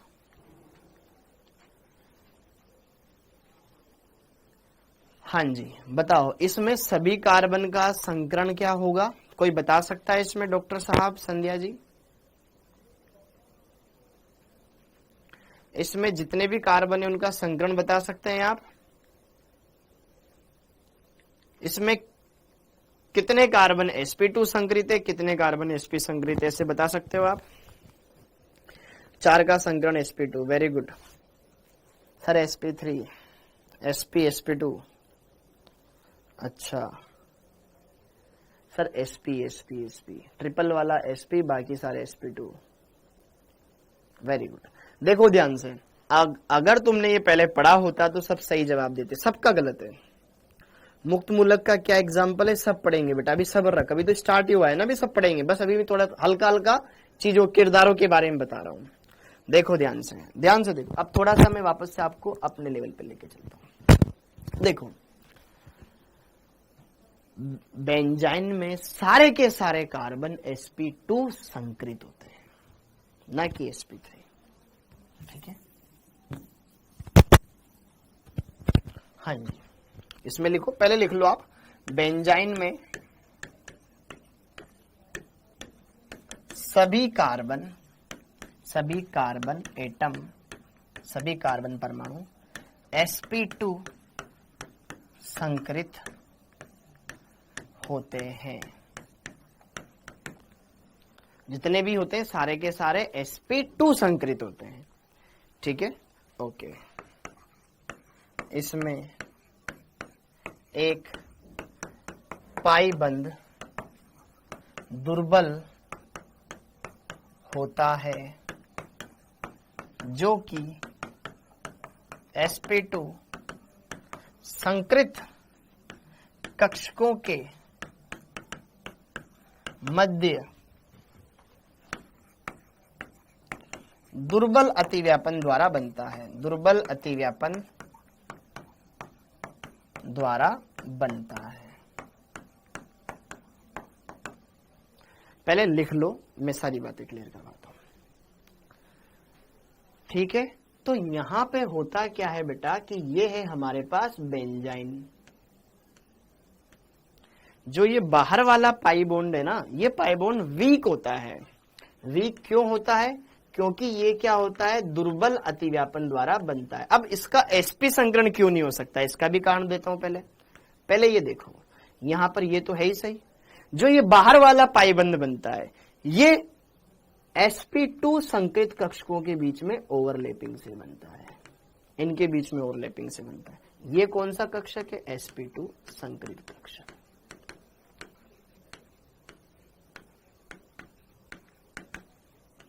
ये कैसा होता है? वीक, दुर्बल पाईबंद, दुर्बल पाईबंद। तो ये टूट जाता है, और फिर अब मध्यवर्ती के रूप में व्यवहार करता है।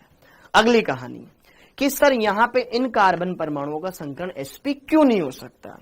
बेटा अगर कार्बन परमाणुओं का संकरण sp होता तो बंध कोण कितना होना चाहिए था? 180 डिग्री, और 180 डिग्री होता तो ये जो दोनों कार्बन है एकदम रेखीय रूप से जुड़ते। ऐसे क्यों जुड़ते? यह कार्बन यहां से बेंट है तो मतलब इसमें तनाव है, 180 डिग्री हो ही नहीं सकता। ठीक है, यहां पे इनमें संकरण होता है sp2, और जिसमें भी ये जो बाहर वाला पाई बॉन्ड होता है वो दुर्बल होता है और यही बंध टूटता है और फिर यहां पर कंपाउंड के अंदर मतलब किसी भी अभिक्रिया में मध्यवर्ती का काम करता है। समझ में आई मेरी कहानी? ये जो बात समझ में आई, यहां पर ये जो बाहर वाला पाई बॉन्ड है ये वीक है ड्यू टू पार्शियल ओवरलैपिंग, और इन दुर्बल ओवरलैपिंग की वजह से ये क्या करता है, फिर मध्यवर्ती का व्यवहार करता है अभिक्रिया के दौरान। ठीक है, ये एमीन वाले चैप्टर में एक अभिक्रिया उसमें बनता है अलग से, जो अपने 12th में नहीं है, अलग से जेई में पढ़ाई जाती है, तो मैं भी एक बार में पढ़ाऊंगा, उसमें ही आता है। ठीक है, ओके। तो इसकी तो सिर्फ एक अभिक्रिया है, एक, तो इनके लिए ज्यादा परेशान होने की जरूरत नहीं है। बस आपको ध्यान रखना है बेंजाइन में सारे के सारे कार्बन sp2 संकृत होते हैं, सारे के सारे कार्बन sp2 संकृत होते हैं। क्या ध्यान रखोगे? सारे के सारे कार्बन sp2 संकृत होते हैं, पहली बात। दूसरी बात यह एक एरोमेटिक मध्यवर्ती होता है, यह एक एरोमेटिक मध्यवर्ती होता है। तीसरी बात, ये इलेक्ट्रॉन देता है कि लेता है? इसके पास पाई इलेक्ट्रॉन है, देता है। ठीक है, यह पाई इलेक्ट्रॉन युग्म दाता के समान व्यवहार करता है, के समान व्यवहार करता है।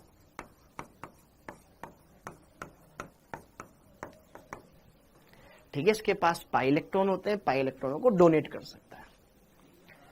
ठीक है, समझ में आए? तो ये दाता है। तो ये सारी बातें क्लियर हो गई बच्चों इनके बारे में। एक एक बात अच्छे से सारी बातें आपको समझनी है, बढ़िया से क्लियर करनी है। तो अब तक की कहानी एक बार बढ़िया समझा देता हूं। बंध विखंडन, समांश, विषमांश हमने देखा। समांश समान रूप से बंध का टूटना, कार्ब मुक्त मूलक बन जाएगा। विषमांश कार्बोधनायन और कार्बोनियन बन जाएगा। ठीक है, समांश बंध विखंडन में, ठीक है, मध्यवर्ती के रूप में मुक्त मूलक। अब समांश बंध विखंडन कब होता है? हेल्पर की उपस्थिति में। हेल्पर मतलब H मतलब हीट, E मतलब इलेक्ट्रिसिटी, लाइट हो जाए, पेरोक्साइड हो जाए या फिर रेडिकल हो जाए, इनकी प्रेजेंस में क्या होगा? समांश बंध विखंडन होगा और क्या बनेगा? मुक्त मूलक बनेगा। ठीक है, क्लियर। विषमांश बंध विखंडन एकदम सिंपल है। मुक्त मूलक के बारे में सारी डिटेल मैंने आपको बताई दी। ठीक है, और कार्बोधनायन के बारे में बताई दी। ये दोनों के दोनों इलेक्ट्रॉन युग्म ग्राही होते हैं, अष्टक अपूर्ण होता है। ठीक है, ये भी इलेक्ट्रॉन ग्रहण करेगा। कार्बोनियन, इसके पास एक्स्ट्रा इलेक्ट्रॉन है, दूसरे से लेकर के आया है, तो अब ये क्या करेगा? उदासीन होने के लिए उनको देने की कोशिश करेगा। ठीक, ओके। कार्बिन मध्यवर्ती उदासीन होती है, अष्टक अपूर्ण होता है, इसलिए इलेक्ट्रॉन युग्म लेती है। नाइट्रीन भी उदासीन होती है लेकिन अष्टक अपूर्ण होता है तो इलेक्ट्रॉन युग्म लेती है। ठीक है, बेंजाइन एक कैसा होता है? एरोमेटिक मध्यवर्ती होता है जिसमें प्रत्येक कार्बन का संकरण sp2 होता है। ठीक है, और अगली बात, यहां पर यह पाई इलेक्ट्रॉन युग्म दान करता है। ठीक, तो ये सारी चीजें एकदम क्लियर है क्या मामला? एकदम सारी चीजें क्लियर है बेटा, एकदम सारी चीजें क्लियर है, एकदम सारी चीजें क्लियर है, नो डाउट, बोल दो। ठीक, अब आते हैं हमारे अगले पहलू पर। अब सर इनके ऊपर आक्रमण कौन करेगा? मध्यवर्ती तो बन गए, मध्यवर्ती पर आक्रमण करने वाला भी तो आएगा ना। अब आएगा तुम्हारा आक्रमणकारी मध्यवर्ती,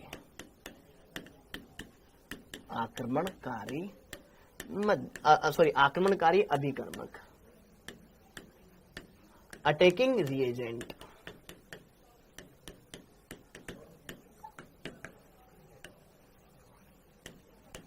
जो अटैक करेंगे अब हमला। ठीक है, वैसे जैसे अगर हम कोई मीठा, जैसे कि लड्डू खा रहे हैं, लड्डू खाते खाते कुछ दाने नीचे गिर जाते हैं, फिर वहां चींटियां आ जाती है, हमला। तो वैसे ही अब जैसे ही मध्यवर्ती बन चुका है तब उन पे अटैक कौन करेगा? वो है आक्रमणकारी अभिकर्मक। आक्रमणकारी अभिकर्मक दो तरह के होते हैं। भाई सामने वाले को या तो इलेक्ट्रॉन चाहिए या सामने वाले के पास इलेक्ट्रॉन पड़े हुए हैं। क्या मेरी बात समझ में आ रही है? दो लोगों के बीच में बिजनेस होना है, एक के पास चीज है और एक को जरूरत है, तभी तो बिजनेस होगा, हाँ या ना? तो अब मान लो ये है मेरे पास क्रियाकारक और ये है मेरे पास रिएजेंट। तो रिएजेंट अगर इसके पास इलेक्ट्रॉनों की कमी है तो यह उसको देगा, उस टाइप का हम उसमें यूज करेंगे। और मान लो ये अमीर है तो इससे हम ले लेंगे ताकि दोनों के बीच में अभिक्रिया हो सके। ओके, हाँ या ना? अगर दोनों देने वाले हैं तब भी कोई अभिक्रिया नहीं होगी, दोनों लेने वाले हैं तब भी कोई अभिक्रिया नहीं होगी। अभिक्रिया तो एक देने वाले और एक लेने वाले के बीच में होगी ना, यस और नो? तो अब आक्रमणकारी अभिकर्मक दो प्रकार के होते हैं बेटा। सबसे पहला होता है इसमें इलेक्ट्रॉन स्नेही, सही सुना आपने, इलेक्ट्रॉन स्नेही।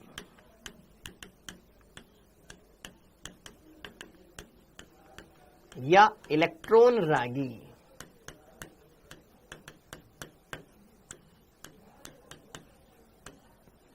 इलेक्ट्रॉन स्नेही बोलो या इलेक्ट्रॉन रागी बोलो, इंग्लिश में बोला जाता है इन्हें इलेक्ट्रोफाइल।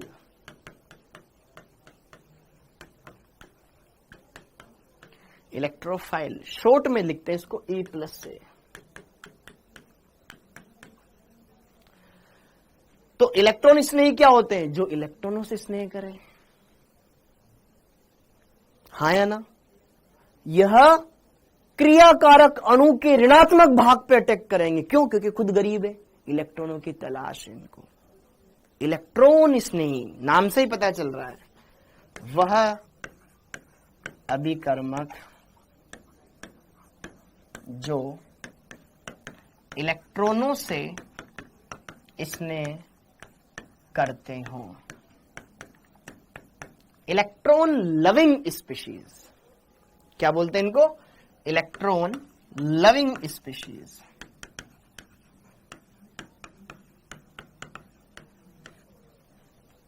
इलेक्ट्रॉनों से प्यार करने वाले।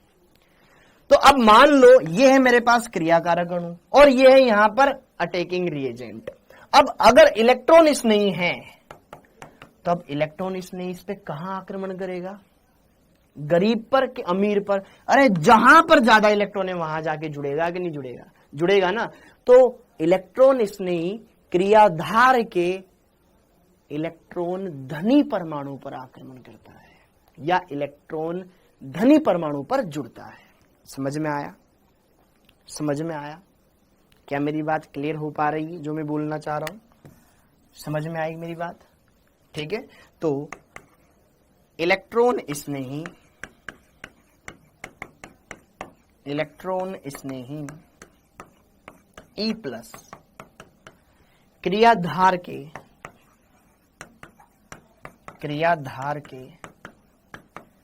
इलेक्ट्रॉन धनी परमाणु पर जुड़ते हैं। क्रियाधार के इलेक्ट्रॉन धनी परमाणु पर जुड़ते हैं,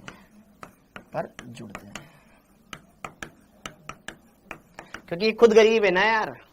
अब इसके प्रकार देखो। अब इलेक्ट्रॉन स्नेही धनावेशित भी हो सकता है। भाई कमी किसके पास रहेगी? जिसके ऊपर धनावेश हो। तो अब देखो ध्यान से, इलेक्ट्रॉन स्नेही, पहले तो ये समझ में आ गया, electron loving species are called as electrophile. ठीक है, जिनको इलेक्ट्रॉनों की तलाश हो, जिनको इलेक्ट्रॉनों की जरूरत हो, वो क्या कहलाएंगे? आपके इलेक्ट्रॉन स्नेही कहलाएंगे। अब जरा देखो ध्यान से, इलेक्ट्रॉन स्नेही शॉर्ट में लिख रहा हूं E+, इलेक्ट्रॉन स्नेही धनावेशित अथवा उदासीन दोनों हो सकते हैं। उदासीन दोनों हो सकते हैं।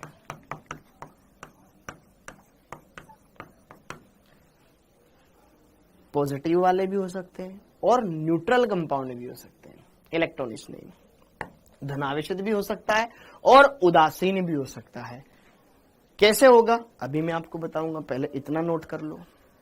धनावेशित इलेक्ट्रॉन स्नेही और उदासीन इलेक्ट्रॉन स्नेही दोनों पढ़ने वाले हैं। हाँ जी, जिनको इलेक्ट्रॉनों की तलाश हो। ठीक है क्या? मामला एकदम क्लियर है बेटा? तो अब धनावेशित इलेक्ट्रॉन स्नेही क्या होता है इसके बारे में चर्चा कर लेते हैं। धनावेशित इलेक्ट्रॉन स्नेही, अरे यार ठीक है ना, इलेक्ट्रोफाइल, हाँ जी, धनावेशित इलेक्ट्रॉन स्नेही जिनका अष्टक अपूर्ण हो, जिन पर धनावेश है और अष्टक अपूर्ण है वे सब इलेक्ट्रॉन स्नेही कहलाएंगे। ठीक है, वे अष्टक अपूर्ण धनायन इलेक्ट्रॉन स्नेही होंगे। ऐसे धनायन देखो जिनका अष्टक अपूर्ण हो, वो क्या कहलाएंगे? आपके इलेक्ट्रॉन स्नेही कहलाएंगे। पक्का? जैसे कि देखो उदाहरण,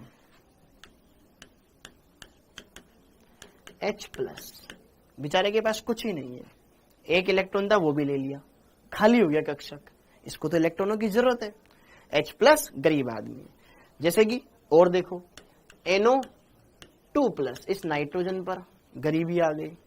NO+, जहां भी धनावेश दिख जाएगा ना वो गरीब है जनरल वे में।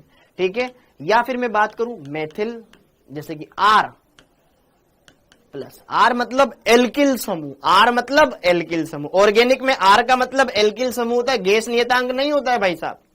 ठीक है, R का मतलब एल्किल समूह, ना कि रिडबर्ग कांस्टेंट। ठीक है, इसका मतलब है एल्किल समूह। पता चला कोई क्या बोल दे इसको, ये भैया एल्किल समूह, एल्किल समूह सही तो लिखा था यार। ठीक है, मतलब जैसे कि CH3+, फिर यहां पर CH3 CH2+, कुछ भी हो सकता है। ठीक है क्या माजरा? तो H+ हो जाए, NO2+ हो जाए, NO+ हो जाए, या मेथिल धनायन हो जाए, या एथिल धनायन हो जाए, कुछ भी हो जाए, या फिर यहां पर SO3H हो जाए जिन पर धनावेश हो। ठीक है, या फिर अगर हम बात करें यहां पर हेलोजनों पर धनायन आ जाए, X+ आ जाए, X+ जैसे कि Cl+, क्लोरीन धनायन, ब्रोमीन धनायन, आयोडीन धनायन। फ्लोरीन पर धनावेश नहीं होता है। पूरी आवर्त सारणी में फ्लोरीन से ज्यादा विद्युतऋणी कौन है जो उससे इलेक्ट्रॉन ले? कोई नहीं है। ठीक है, क्लोरीन प्लस हो सकता है, ब्रोमीन प्लस हो सकता है, आयोडीन प्लस हो सकता है। ठीक है, CO+ हो सकता है, जिन पर धनावेश दिख जाए, जिनका अष्टक अपूर्ण लग रहा हो आपको। देखो कार्बन 3 ही बंध बना रहा है, अष्टक अपूर्ण है आदि। ये क्या है? आपके धनावेशित आयन है, अष्टक अपूर्ण वाले हैं, तो ये सब इलेक्ट्रॉन स्नेही होंगे। यस और नो? क्या मेरी बात समझ में आ रही है? यस सर गुरुजी, बिल्कुल एकदम समझ में आ रही है। लेकिन अगर कोई धनायन ऐसा हो जिसका अष्टक अपूर्ण हो, जिसका अष्टक पूर्ण हो, वो नहीं होगा। जैसे कि देखो ध्यान से, अगर मैं आपसे बोलूं Na+, K+, Mg2+, calcium 2+, sir ये भी तो धनावेश है ना, ये भी तो धनायन है। सर धनायन धनायन धनायन धनायन, क्या सोडियम एक इलेक्ट्रॉन त्यागते ही अपना अष्टक पूरा कर लेता है? याद करो। क्या पोटेशियम भी एक इलेक्ट्रॉन त्यागते ही अपना अष्टक पूरा कर लेता है? मैग्नीशियम भी 2 इलेक्ट्रॉन त्यागते ही अपना अष्टक पूरा कर लेता है, ये भी 2 इलेक्ट्रॉन त्यागते अपना अष्टक पूरा कर लेता है। ये अष्टक पूर्ण है इन सबका। हाँ या ना बोलो? सोडियम दायन, पोटेशियम आयन, ये मैग्नीशियम आयन, कैल्शियम आयन, ऐसे कोई भी धनायन हो जाए ना, धातुएं, धात्विक जो धनायन है उनके अष्टक पूर्ण है। बोलो बोलो बोलो बोलो। यह इलेक्ट्रॉन स्नेही नहीं होंगे। क्यों? क्योंकि इनके अष्टक पूर्ण है। क्या मेरी बात समझ में आई? क्या किसी भी धनायन को देख करके हम डायरेक्ट नहीं बोल सकते कि वो इलेक्ट्रॉन स्नेही हो ही सही, देखो उनके अष्टक पूर्ण है या नहीं। समझ में आया क्या? समझ में आया क्या? वेरी गुड, बहुत ही बढ़िया बच्चों। अब और पे बात करते, जैसे कि सर H3O+, ये भी तो धनायन है। NH3+, NH4+, ये भी धनायन है। अमोनियम आयन, H3O+ आयन, ये भी तो धनायन है। क्या ये दोनों इलेक्ट्रोफाइल होंगे? क्या ये दोनों इलेक्ट्रोफाइल होंगे? बोलो ना यार। H3O+। याद है, देखो ऑर्गेनिक में तुम्हारी इनऑर्गेनिक की केमिकल बॉन्डिंग पीरियोडिक टेबल बहुत काम में आने वाला है।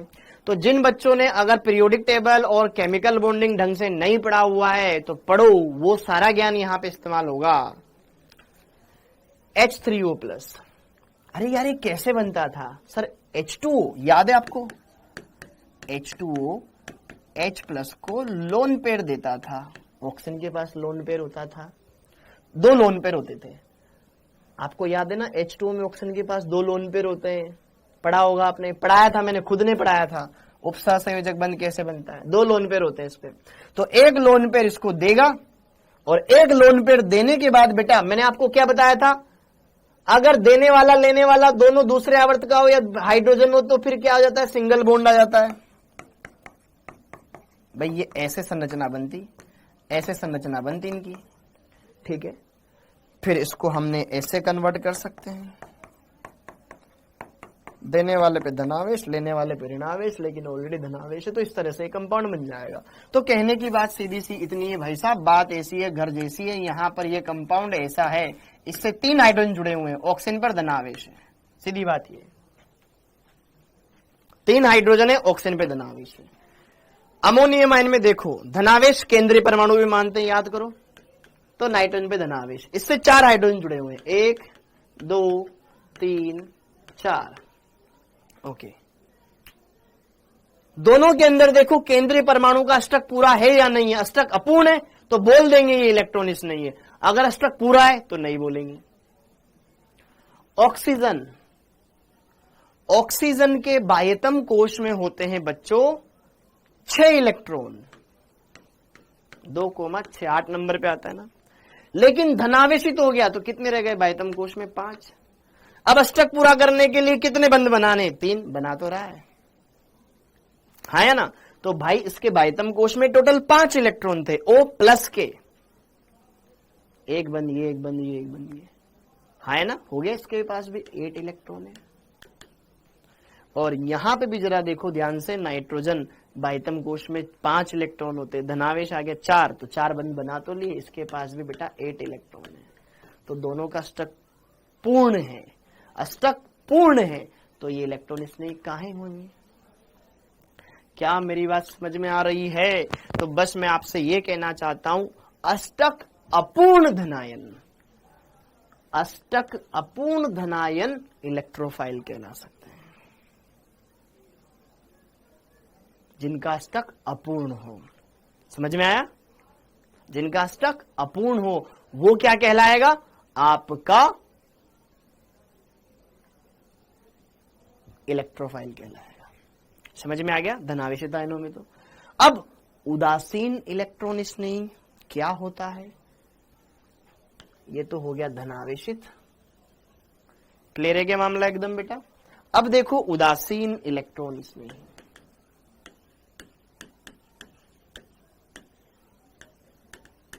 बोर तो नहीं हो रहा, एकदम सिंपल चीजें चल रही है बेटा। उदासीन इलेक्ट्रोफाइल, अब उदासीन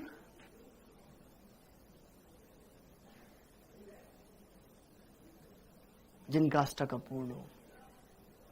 उदासीन इलेक्ट्रोफाइल में कौन कौन आएगा?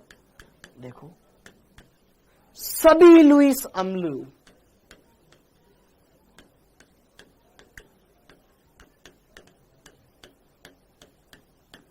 सभी लुईस अम्ल। लुईस अम्ल क्या होते हैं? इलेक्ट्रॉन युग्म ग्राही।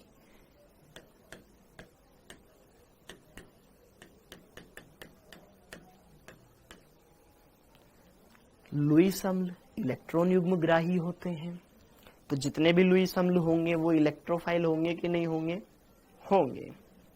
ठीक है, अगली बात, जिनके पास रिक्त डी कक्षक हो, मान लो कोई उदासीन है, लेकिन अगर इसको बोला जाए भाई तेरे को इलेक्ट्रॉन पसंद है क्या? हाँ है, मेरे पास बहुत जगह है। अरे तो लाए जा लाए जा लाए जा, मेरे पास वैकेंट ऑर्बिटल है ना यार, उनमें डाल लूंगा मैं, कोई दिक्कत नहीं मेरे को। जिनके पास रिक्त कक्षक हो, रिक्त कक्षक, रिक्त कक्षक या रिक्त डी कक्षक, रिक्त डी कक्षक युक्त यौगिक हो, वो भी क्या होंगी, आपके इलेक्ट्रॉन्स नहीं होंगे। जैसे कि देखो उदाहरण, इनऑर्गेनिक काम आ रही, प्योर इनऑर्गेनिक काम आ रही है, यहां पे प्योर इनऑर्गेनिक काम आ रही। जैसे कि देखो भाई साहब BH3, बोरोन से 3 हाइड्रोजन जुड़े हुए हैं, बोरोन के भाइतम कोष में होते हैं भाई साहब 3 इलेक्ट्रॉन और 3 हाइड्रोजन से मिल गए 6, अष्टक अपूर्ण। AlCl3, एल्यूमिनियम के भाइतम कोष में 3 इलेक्ट्रॉन, 3 क्लोराइड ने दे दिए, हो गए 6, अष्टक अपूर्ण। ठीक है, समझ में आया? इस तरीके से BF3, हाँ या ना, ठीक है, LBr3, ये लुईस अम्ल है। या फिर ZnCl2, जिंक, ZnCl2 लुईस अम्ल है क्या? अरे जिंक D ब्लॉक में आता है तो इसके पास D कक्षक खाली होते हैं। सर 3D में तो 10 है, 3D तो खाली ही नहीं है। अबे 3D के बाद 4D भी तो आता है, इसका लास्ट इलेक्ट्रॉन 4s में जाता है, 4s के बाद 4p खाली है, 4d खाली है, उनमें कौन भरेगा, है ना? तो उसके पास खाली कक्षक होते हैं इनमें। ठीक है, FeCl3 हो जाए। ठीक है, अब ये सारे के सारे समझ में आए आपको? ये समझ में आए? इनके पास क्या है, या फिर SnCl2 हो जाए, SnCl4 हो जाए। इनमें जो केंद्रीय परमाणु, इसके पास वैकेंट d ऑर्बिटल हो सकता है। ये दोनों तो 6, ये अष्टक अपूर्ण वाले, ये अष्टक अपूर्ण, यहां तक।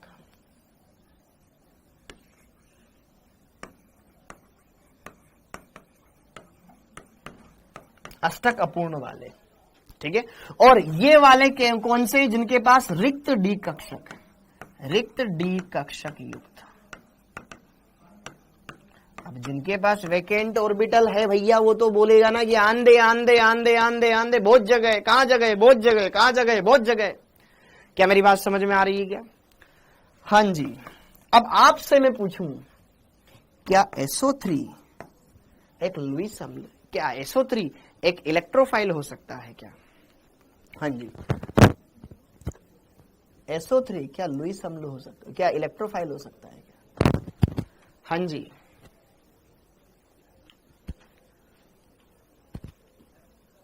Very good. हाँ जी, बोलो बेटा, बोलो बोलो बोलो बोलो बोलो बोलो। क्लियर हो गया क्या? SO3 क्या लुईस अम्ल हो सकता है क्या? बिल्कुल होगा। सर कैसे होगा? जरा देखो बेटा, SO3 की संरचना, SO3 की संरचना ऐसी होती है। तो अब सल्फर और ऑक्सीजन में ऑक्सीजन की विद्युतीयता ज्यादा, जैसे ही पाइबंद इधर जाएगा यहां धनावेश आएगा। अरे आया कि नहीं आया धनावेश? धनावेश आया, फटाक से कोई अटैक कर जाएगा। ये भी होता है इस तरीके से। CO2, C और कार्बन के बीच में डबल बॉन्ड होता है, हाँ या ना? ओके, तो जरा देखो ध्यान से, कार्बन और ऑक्सीजन में ऑक्सीजन की विद्युतीयता ज्यादा होती है, तो ये बंद इधर शिफ्ट हो सकता है, यहाँ पे धनावेश आ सकता है, तो ये भी इलेक्ट्रोफाइल हो सकता है। सिमिलरली SO2, ये भी इलेक्ट्रोफाइल होंगे। तो बेटा आज की इस क्लास को यहीं तक एंड करते हैं, इस क्लास को यहीं तक रखते हैं, फिर बाकी फिर पढ़ेंगे अच्छे से। ओके, तो क्लियर है क्या मामला? सर आप YouTube पे लाइव है, अभी मैंने देखा, मैं लाइव हुई नहीं मेरे भाई। समझ में आया क्या? इतना समझ में आया बेटा? एक बार एकदम क्लियर कर लो, सब क्लियर कर लो एकदम।